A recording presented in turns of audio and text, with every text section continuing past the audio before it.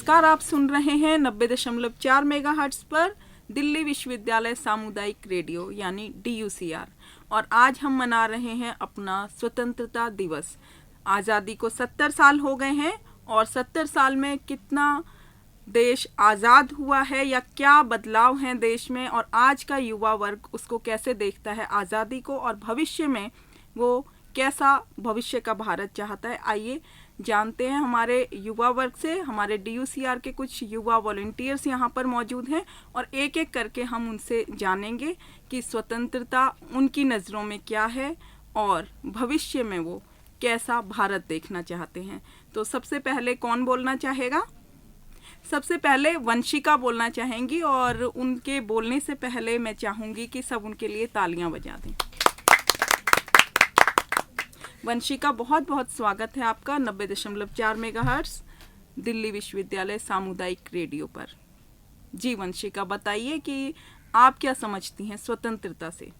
सही मायनों में अगर देखा जाए तो हमारे देश में बहुत सी ऐसी चीज़ें ख़त्म कर देनी चाहिए जिससे हमारे देश में बहुत सी कुरीतियों को बढ़ावा मिला है। जी। गरीबी, धोखा, भ्रष्टाचार and one of the most important corrupt politics.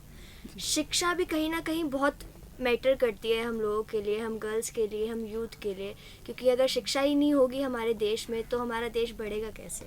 जी। इन्हीं कुछ चीज़ों ने किसी न किसी वे में हमारे देश को अंदर ही अंदर खोखला कर दिया है, बहुत ही नाकाम बना दिया है एक तरीके से। जी। आज़ादी का मतलब सिर्फ खुले में घूमना या किसी भी तरह की रोक टोक से बचना नहीं होता। आज़ादी का मेन मकसद यही है कि हम अपने देश को हर ऐसी चीज़ से बचाएं, हर ऐसी बुरी चीज़ों से हटाएं जो कहीं ना कहीं हमारे देश को नुकसान कर रहे हैं। बहुत बहुत अच्छा जवाब है आपका। और हम अब बढ़ते हैं नीरज की तरफ। तो नीरज, आप बताइए कि आप कैसा चाहते हैं हमारा जो भारत है, भविष्य का भारत, और स्वतंत्रता आपके लिए क्या मायने रखती है? आज़ादी की कल्पना हमारे पूर्वजों ने की थी। दो शताब्दियों की दास्ता के बाद भारत को 15 अगस्त 1947 को आज़ादी मिली। जी। तो इस आज़ादी के मायने जो थे हमारे पूर्वजों के अलग थे और आज के जो यूथ है उसका अलग है। जी। तो जो पूर्वज थे वो चाहते थे कि ये हम किसी भी तरह की दास्ता जो चली आ रही थी, चाहे यानी गुलामी किसी भी तरह की हम ना सहें, और चाहते थे हम खुले में, मतलब जो खुला हमारे विचार, हमें विचार मिलें जो हम खुले विचार से अपनी बातें रख सकें। और यही चीज़ है कि जब तक हम अपने विचार तब तक ही नहीं रख पाएंगे जब तक हमारे पास शिक्षा नहीं है, अच्छी शिक्षा नहीं आएगी। तो अच्छी शिक्षा होने से बच्चों का मानसिक स्तर और ज़्यादा विकसित होता है, जिससे सोचने और समझने की जो क्षमताएं हैं हमारी वो और ज़्यादा प्रखर हो पाती हैं। जी बिल्कुल। आपके कहने का मैं सही मतलब अगर अपने श्रोताओं को बताना चाहूँ कि आप कहना चाहते हैं कि अगर हम शिक्षित होंगे तो आर्थिक, सामाजिक और राजनीतिक तौर पर एक अच्छा राष्ट्र साबित होंगे। जी बिल्कुल। जी, बहुत बढ़िया, आपने बहुत अच्छा जवाब दिया है। जी दिव्यांका, अब अपने विचार प्रकट करना चाहेंगे। जी दिव्यांका।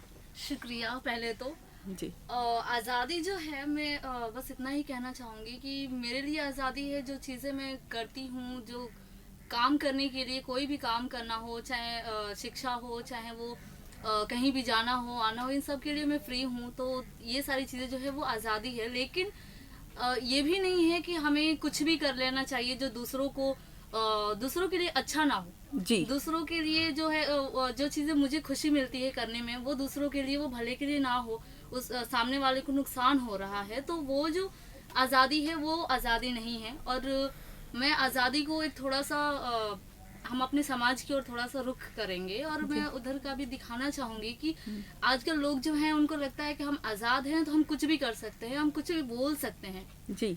अब गर्ल्स हैं हम, तो हमें बाहर निकलना पड़ता है और लोग जो हैं वो अलग अलग तरीके से कुछ बातें करना, कुछ अजीब तरीके से टिप्पणी करते हैं। उनको लगता है कि हम आज़ाद भारत में हैं तो हम कुछ भी बोल सकते हैं। बोलने का मतलब ये नहीं है कि आप कुछ भी बोलें।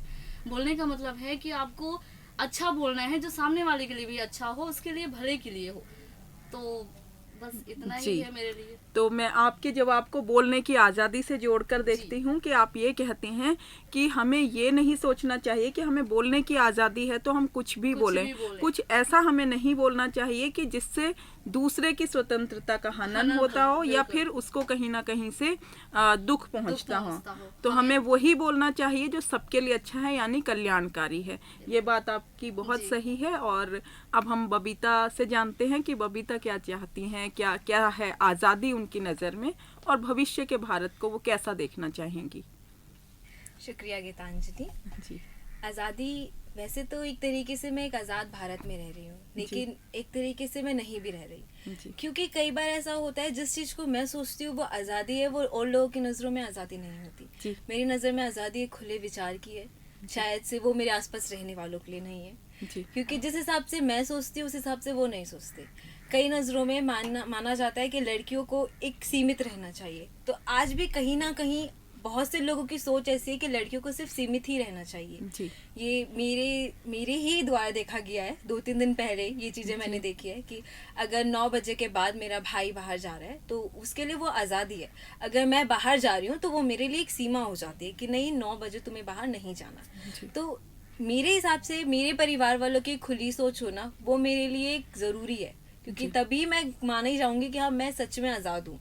क्योंकि आज़ादी शुरू होती है जहाँ पे हम रह रहे हैं उस जगह से, ये नहीं कि हम पूरे भारत में आज़ाद हैं। जी दूसरी आज़ादी ये होती है कि मैं अपने विचारों को किस तरीके से उनके सामने रखती हूँ। जी कई बार होता है कि मैं अपना विचार रख देती हूँ कि मुझे ये चीज़ें करनी है, लेकिन शायद उनकी नज़र में ये होता है कि समाज क्या बोलेगा, तो उस वक्त मैं सीमित हो जाती हूँ। तो शायद से मैं आज़ाद हूँ भी और नहीं भी हूँ। बाकी आने वाला जो भारत है वो बेशक आज़ाद रहना चाहिए, शिक्षा के माध्यम से, सोच के माध्यम से, और भी बहुत सारी चीज़ें हैं कि हम लोग जब भी किसी को बाहर देखते हैं ये नहीं कि वो आज़ाद है, हाँ वो ऐसे घूम रहा है वैसे घूम रहा है, वो आज़ादी नहीं होती। मेन ये देखा जाता है कि वो इंसान किस इंसान के लिए कितना डेस्परेट रहता है, किसी उसे जो जिसकी जितनी मदद करता है वो उस हिसाब से आज़ाद होता है। अच्छा, तो आपके जवाब से जो मैंने अंदाज़ा लगाया है वो ये है कि सामाजिक तौर पे हमें एक ऐसा माहौल चाहिए जो लड़कियों के लिए सुरक्षित हो, जहाँ पर वो शाम को या फिर रात में भी जाकर अपना काम कर सकती हैं, अपना करियर बना सकती हैं और उनको अपने विचारों को रखने की आज़ादी हो। इसका मतलब है कि उसके लिए एक ऐसा एनवायरनमेंट तैयार करना चाहिए समाज को कि वो खुलकर अपने विचारों को समाज के कल्याण के लिए लगा सके। जी, ये बहुत अच्छा जवाब था। और अब दीपा बोलना चाहेंगी। जी दीपा। शुक्रिया गीतांजलि। आपने जैसा कि अभी हम सब बात कर रहे हैं कि आज़ादी, तो बेशक हम लोग एक आज़ाद मुल्क में हैं और हम संवैधानिक तौर पे बेशक हम आज़ाद हैं, लेकिन अगर आप अभी भी धरातल पे उतरती हैं तो आप देखेंगे कि या हम देखेंगे कि हम भी कई मानसिक स्थितियों का गुलाम, मानसिक जो हमारी सोच है उसके गुलाम हैं। कई कुप्रथाएं हैं जो अभी भी व्याप्त हैं भारत में, और उन कुप्रथाओं में से कुप्रथाएं भी हैं और कुछ मानसिक लोगों की सोच भी है। जैसे कि आज भी है कि लड़कियों को गर्भ में ही मार दिया जाता है